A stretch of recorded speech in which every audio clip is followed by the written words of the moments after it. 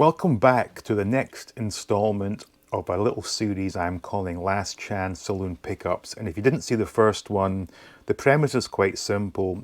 Prior to moving to Thailand, I'm trying to get as many items from my childhood as possible while I still can. So without further ado, let's take a look at some of the ET items I've just picked up. Now this was a keychain that I had as a kid, and in actual fact I had two of these, and to see these again was quite special because I never actually took mine off this little blue plastic backing here. This was obviously brand new, sealed. You know what, I'm going to get it open because there's no point keeping it in this sort of old dusty looking bag from the 80s. So it's stapled there. Now this, as I said, I had two of these. I don't know how I came to have two, but I certainly did. I suspect I maybe bought one with pocket money and maybe my grandma gave me one or something. But this is a nice little throwback to childhood there. And I'm going to keep it on this backing so when it's on display, it will look absolutely fantastic. But that was the keychain I had as a kid.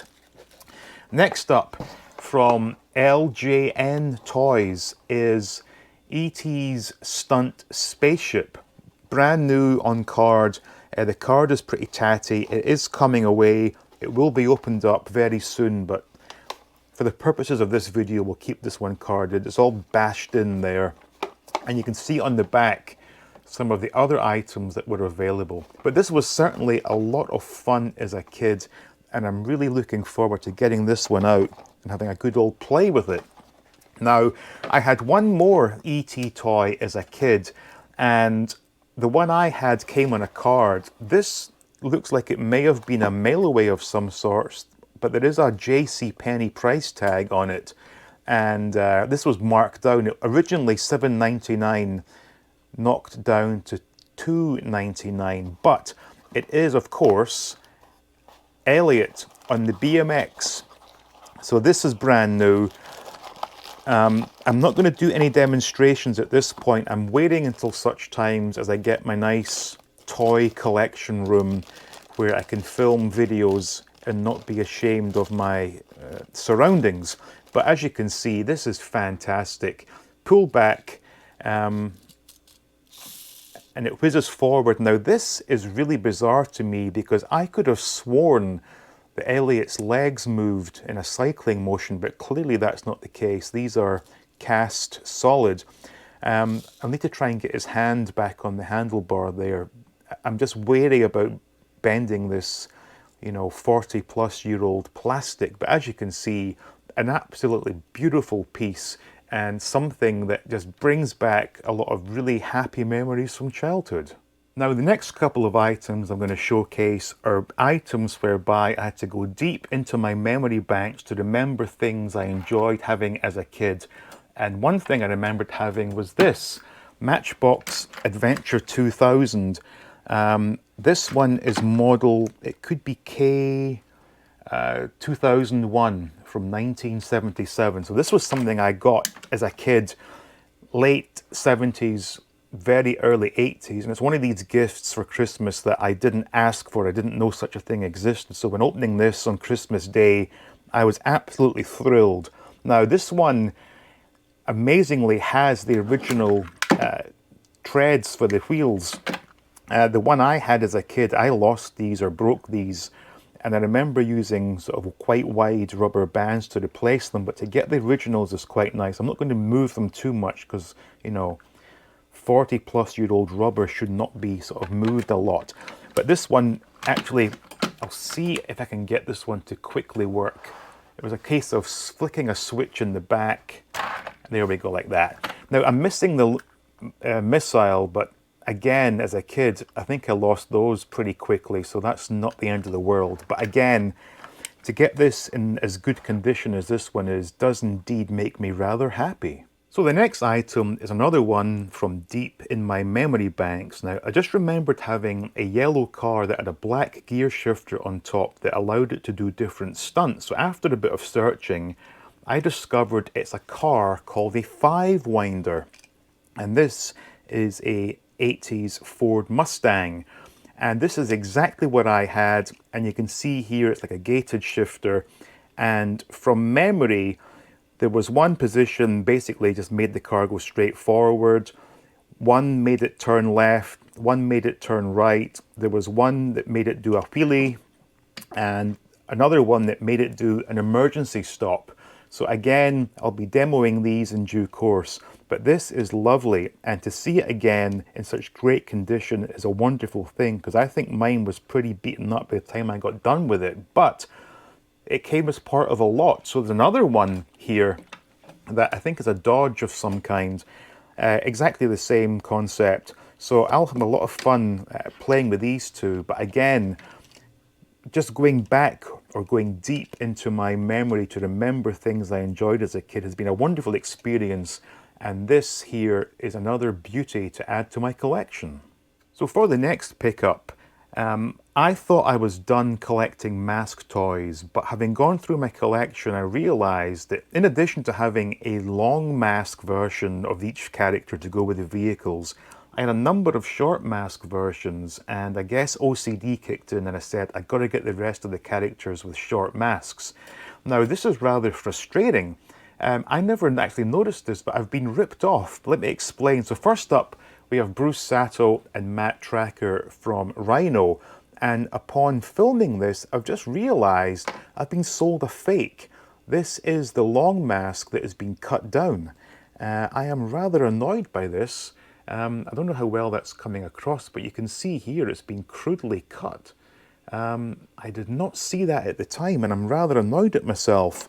But given that I do have a fake Honda McLean short M.a.s.k, I'm not going to make too much of a fuss about this, and once it's on display, I guess that'll be okay.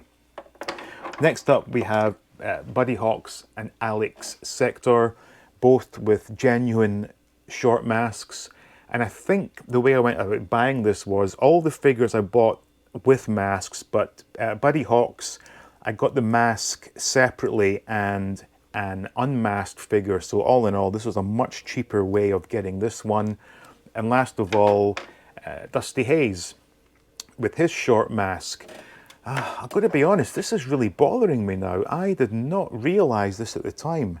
Had I known, I would have been straight back to the seller and saying, hey, you've sent me a fake. Maybe I'll follow up on this, I don't know. But anyway, those are my M.a.s.k figures, and that absolutely concludes my M.a.s.k collection. So following on from the last episode where I mentioned this guy, I finally got him, and believe it or not, I actually got the diver, the boy, and the octopus came together, and it was just a case of finding the treasure chest, which was extremely cheap. This was like $2 or something. The figure itself and the boy and the octopus, not at all expensive, and I'm amazed at just how rubbery this still is. I thought this would have been like rock solid by this point in time, but nope, still quite jelly-like. But this was the final figure I was looking for Adventure People. So I now have all these toys from Fisher-Price Adventure People that I had as a kid, and I'm very happy. And I'm really enjoyed opening this treasure chest, because I always remember being quite fascinated at how they'd sculpted in the sort of little bits of coin and jewels and whatnot. Nice attention to detail there, but to get this again makes me happy. And I think I may have played with this in the bathtub when I was a kid, and I'm not sure. I mean, it's obviously plastic, but I'm not going to put this in any water because it's so old now. I don't want to risk any damage, but another wonderful figure from Fisher-Price, and these things are absolutely solid, and these really were built to last. So now we'll end things on a bit of a musical note. So as I'm sure you all know, I'm a big fan of 80s Duran Duran, so I figured let's go back in time and get the cassettes I used to have as a kid. So first up, the debut album from '81, the self-titled Duran Duran. And this is actually the UK edition. This was not easy to get hold of for a reasonable price because this was not released in this format in America.